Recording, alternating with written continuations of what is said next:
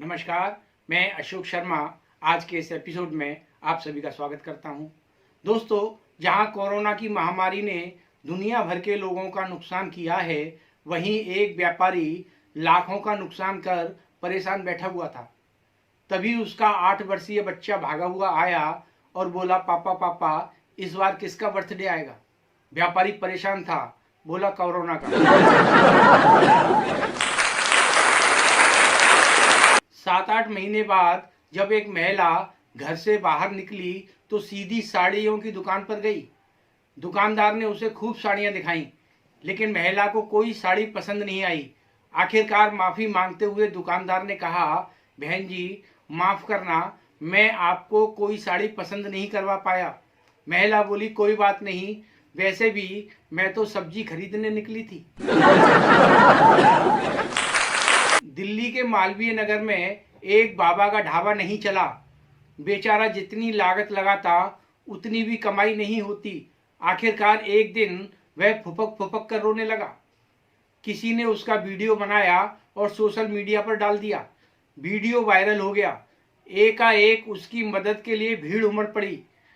आज स्थिति यह है कि उतना पैसा उसे ढाबे की कमाई से नहीं मिला जितना वीडियो के वायरल होने से मिल गया।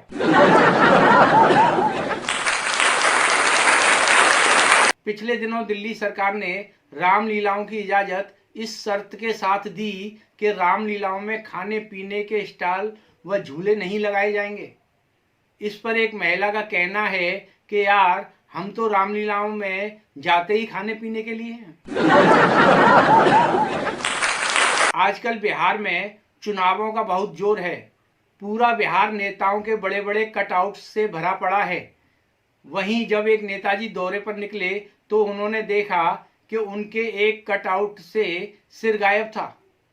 उन्होंने पीए से पूछा तो पीए ने बताया, सर, कल इस सिटी में रावण जलाया गया था, उसका एक सिर कम पड़ गया था, इसलिए कुछ शरारती तत्वों ने यहां से सिर ले जाकर वहां लगा दिया।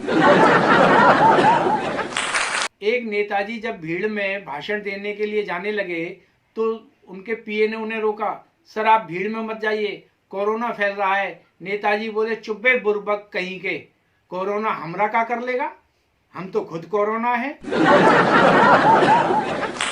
लॉकडाउन के दौरान खाली बैठे पति को उसकी पत्नी ने एक स्वीट डिश बनानी सिखाई। पति ने जब अकेले ही बनाई तो बहुत खुश हुआ। इसी खुशी में उसने पत्नी से कहा, तुम गुरु दक्षिणा के रूप में कुछ एक चीज मांग सकती हो। पत्नी बोली, जाओ पड़ोसन को दीदी कहकर आओ। एक व्यक्ति को अपने ऑफिस के काम से हफ्ते भर के लिए बाहर जाना पड़ गया। उसने अपनी पत्नी को घर खर्च के लिए 10,000 रुपये दिए और कहा कि इस तंगी में सिर्फ इसी से काम चला लेना। 10,000 देखकर पत्नी भड़क गई, जोर जोर से बड़बड़ाने लगी। पति चुपचाप निकल गया। यह पत्नी को बर्दाश्त नहीं हुआ। उसने तुरंत अपनी माँ को फोन मिलाया और सारा वृत्तांत सुनाया। माँ ने उसे समझाया, बेटा, सब्र से काम ले, तंगी के इस दौर में 10,000 रुपये कम नहीं होते। लड़की बोली, वो तो ठीक है माँ, लेकिन जो नोट मैंने फाड़ कर बाहर फेंक दिए हैं उनका क्या करूं? अनलॉक 5 में जहां ब्यूटी पार्लर खुल गए, वहीं एक अधेड़ उम्र का व्यक्ति अपनी पत्नी को लेकर पार्लर पहुंचा और पत्नी को अंदर भेजकर बाहर स्कूटर पर बैठकर उसका इंतजार करने लगा। काफी समय पश्चात जब एक खूबसूरत महिला बाहर निकली तो उसने उस महिला से पूछा, बहन जी, अंदर मेरी वाइफ गई हुई है, उसे अभी कितना वक्त लगेगा?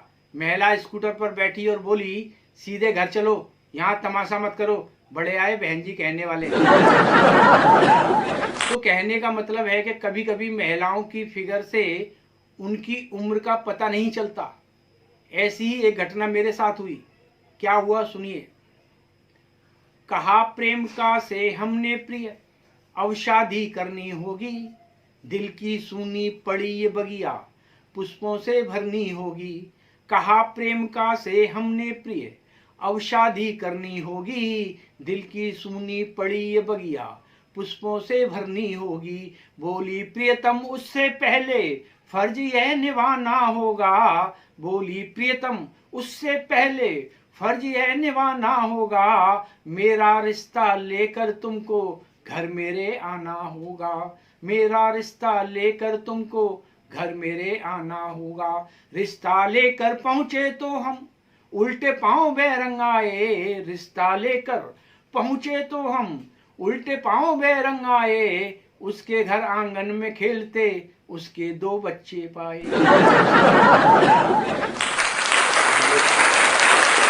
पिछले दिनों बाबा रामदेव ने हाथी पर योगा किया और नीचे गिर पड़े। 2 दिन बाद एक महिला हाथी वाले के पास आई और बोली, 2 घंटे के लिए आपका हाथी चाहिए, क्या किराया होगा?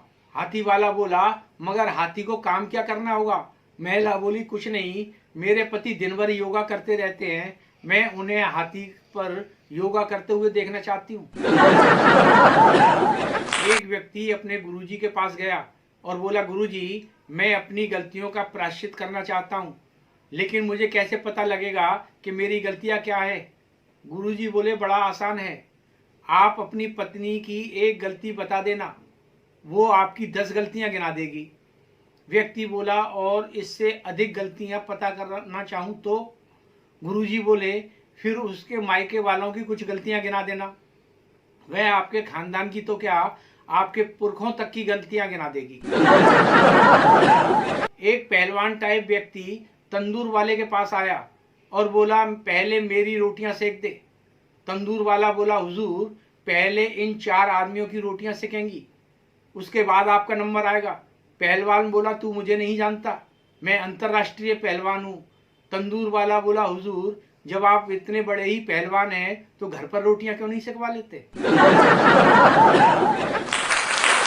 एक कोरोना पॉजिटिव मरीज ने अपने घर में अपने आप को आइसोलेट कर लिया, लेकिन जब उसकी तबीयत ज़्यादा बिगड़ने लगी तो घर वाले उसे किसी बड़े हॉस्पिटल ले जाने लगे। तभी गली के नुक्कड़ पर बैठे डॉक्टर ने कहा, इन्हें यहाँ लाइए, मैं 50,000 में इनका इलाज कर दूंगा। परिवार वाले नहीं माने और उसे बड़े हॉस्पिटल में ले गए। जब 2 दिन बाद मुंह लटकाए हुए लौटे तो गली के डॉक्टर ने पूछा, क्या हुआ? एक बोला, यार 2 दिन में 5 लाख रुपए लगा दिए, फिर भी मरीज को नहीं बचा पाए। डॉक्टर बोला, यही काम मैं 50,000 में कर रहा था। एक व्यक्ति ने अपने घर पर आने वाले सभी अखबार बंद कर दिए। पत्नी ने कारण पूछा तो उसने बताया कि जब एक सब्जी बेचने वाले की लड़की ने टॉप किया और IAS ऑफिसर बनी, तब से बच्चे मेरे पीछे पड़े हुए हैं कि आप सरकारी नौकरी करने की बजाय सब्जी बेचना क्यों नहीं चालू कर देते। आजकल जहां बच्चों की ऑनलाइन क्लासेस चल रही हैं, वहीं एक बच्चा क्लास अटेंड करने से जी चुराता था। एक दिन उसकी मां ने उसे जबरन बिठाया और क्लास अटेंड कराई।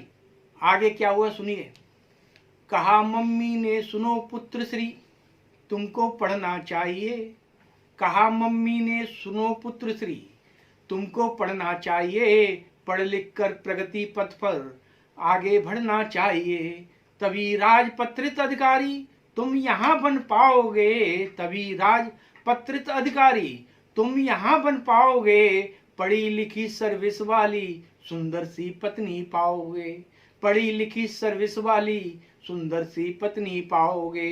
बेटा बोला, प्यारी मम्मी, मुझको मत भरमाओ तुम, बेटा बोला, प्यारी मम्मी, मुझको मत भरमाओ तुम, पापा भी तो पढ़े लिखे थे, क्या मिला उन्हें बतलाओ तुम।